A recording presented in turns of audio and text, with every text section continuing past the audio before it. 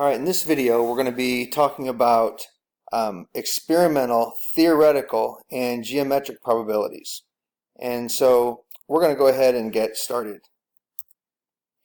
So first of all, we're going to begin just by talking about the definition of probability. Probability is a measure of how likely an event is to occur. So the notation would be something like what you see here. Probability of an event, okay, would be the successful event out of the total number of outcomes. So probabilities, we know, can be written as fractions. So like to say you flip a coin and you want a heads, you're going to get one heads out of a total of two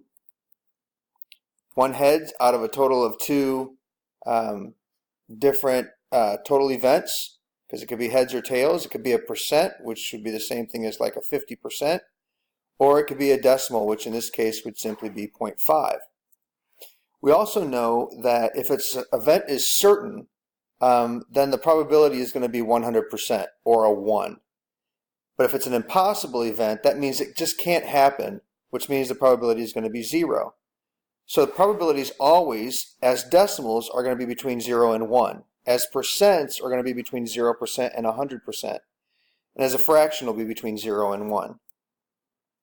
So let's talk about experimental probability. Experimental probability occurs when you gather data from observations or an experiment. So an example of this would be in baseball. Let's suppose that a player gets a hit 21 out of his 60 plate appearances. And a lot of times they talk about a player's batting average. Well, in this particular case, we would say that this person has a 21 out of 60 tries of getting a hit. We could try to reduce that. If we divided it by 3, we would have 7 out of 20, okay, or 3.5 out of 10, okay. So we can leave it as a fraction. Probably 7 out of 20 would be the best form there. We could just divide 7 divided by 20 and say that his probability of getting a hit is 0.35. Or we could change that to a percent and say 35% of the time he will get a hit. All of those are probabilities. Another example would be that you use a random number generator on your calculator. And so let's take your calculators out, your graphing calculator, and we want to find the experimental probability of taking a 10-question multiple choice quiz and guessing all of the answers correct. Or not all of the answers, but at least getting a 60%. And so you should be familiar with a random number generator on your calculator. And this is, you go to math on your calculator and move over to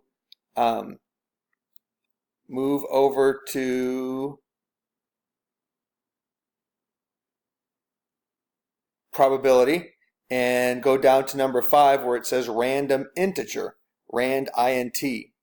And so let's say that we want to take a 10-question quiz. There are 4 choices. Let's just assume we want to make a random number generator here. So if we click, go to number 5 and press enter, the lower number we want is a 1.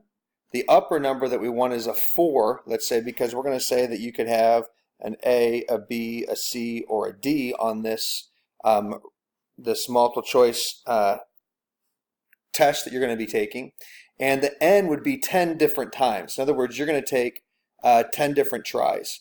So you're going to get random integer 1, 4, 10, and if you press enter, it's going to give you 10 different answers. And so, like for example, the first one that I had was a 4, 4, 1, 2, 1, 4, 1, 1, 3, 4. Well, I'm going to count up the ones. I'm going to assume that the ones are my correct answer. Well, in this first one that I did, and you can't see this on your screen, but I had 4 correct answers out of 10. I did not pass.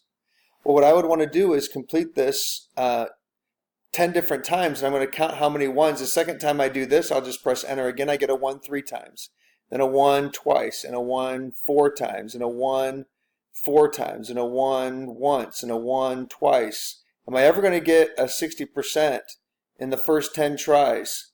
And I've just completed this 10 different times, and I never get a 60% by guessing. So this experimental probability based on an experiment that I just did, my probability or chance of getting a 60% is 0 out of 10 or 0%. And that's with a random number generator on my calculator. Let's move on here. Move on to a different type of probability called theoretical probability. Now, this is not based on a specific experiment or data that I'm collecting. This is solely based on the sample space. In theory, what should happen. Okay, so a certain event has this, whatever the event is, should happen X amount of times. And so, for example, let's talk about flipping a coin and getting a heads. I know that if I flip a coin, I can have a heads or I can have a tails. Okay, those are my total number of, that's a list of what could happen. That's my sample space. And I want to know what's the probability of getting a heads. Well, that's 1 out of the 2 times. A little bit more complicated one would be rolling a dice and getting a product that is even. So, for example, I can roll a dice, 2 dice, and let's say the first dice is a 1, a 2, a 3, a 4, or a 5, or a 6. And the second dice that I roll is a 1, a 2, a 3, a 4, a 5, or a 6. And I want to get a product that is even. Well, what I'm going to do is find all of my products. Like 1 times 1 is 1, 1 times 2 is 2, 1 times 3 is 3. This is going to be 4 here, and 5, and 6. If I roll a 2 on the first dice and a 1 on the second dice, I would get a 2.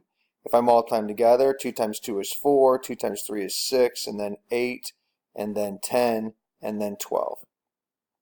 If I multiply a 3 and a 1, I'm going to get a 3, and then a 3 and a 2 is going to give me a 6, and then a 9, and then a 12, and then a 15, and then a 3 and a 6 is going to give me an 18. If I multiply a 4 and a 1, that's a 4, and then an 8, and a 12, and a 16, and a 20, and 4 times 6 is 24. If I multiply a 5 and a 1, I'm going to get a 5, and then a 10, and a 15, and a 20, and a 25, and a 30. And then if I multiply a 5 or a 6 and a 1, I'll have a 6, and then a 12, and then an 18, and then a 24, and a 6 and a 5 is a 30, and a 6 and a 6 is a 36. So I have a total of 36 things that could happen. I want to know the probability of getting a product that is even. Well, I have 1 even number, 2 even numbers, 3 even numbers, and this whole row is even. Here's another even number, another even number, and another even number, and this whole row is even. Here's another even number, and another even number, and another even number, and this whole row is even. Well, that's a total of 6 here, 12, 18, 19, 20, 21, 22, 23, 24, 25, 26, 27. 27 out of the 36 times I would roll a dice and get an even number. Well, if I divide those both by 9, the probability is 3/4, or 75% of the time. When I roll a dice and multiply the two numbers together, I get an even number.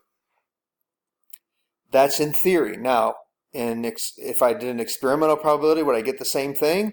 Probably not, but that's in theory, what should happen. The final type of probability that we're going to be talking about would be geometric probability. A geometric probability occurs when the success for an event is located within the area is located within a portion of the total region.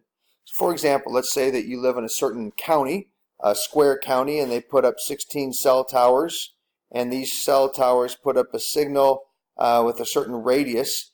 And if you're in the green region, you get cell service. But if you're in one of those like yellow diamond type areas, you don't get any cell service. So we want to find the probability that you live in this area and you have cell service. So we live somewhere in this rectangle. We want to know what's the probability that we're in one of these green circles. So what I'm going to do is find, let's say that I let the radius of one of these green circles be 1. I can find the area of that circle because it's pi times the radius squared, or pi times 1 squared, which is just pi, over, well, I'd probably multiply that times 16 because there are 16 of those squares. Well, then what I'm going to do is find the area of the total area of the whole thing. And so if this has a radius of 1, then the diameter of this circle is 2. So this would be another 2 and another 2 and another 2. So that means the entire thing is going to have 2 times 4, which is 8, which means this rectangle is 8 by 8. Maybe that's miles or something. But it's 8 times 8, which is 64. And so I have the area of the green part, which is 16 pi over 64. Now I could simplify this a little bit. 16 over 64 is 1/4. This is going to be pi over 4. And so if I were to take a calculator out and take pi, which is 3.14, and divide that by 4, that means the probability is 78.5. Close to 78.5% of the time in this county, I am going to have cell service. And so that's geometric probability, and that's what this lesson is about. And hopefully that made sense. Remember, we talked about experimental probability, which is based on gathering data or an experiment that you do. Theoretical probability is based on sample space, which is in theory what should happen, and then geometric probability as well.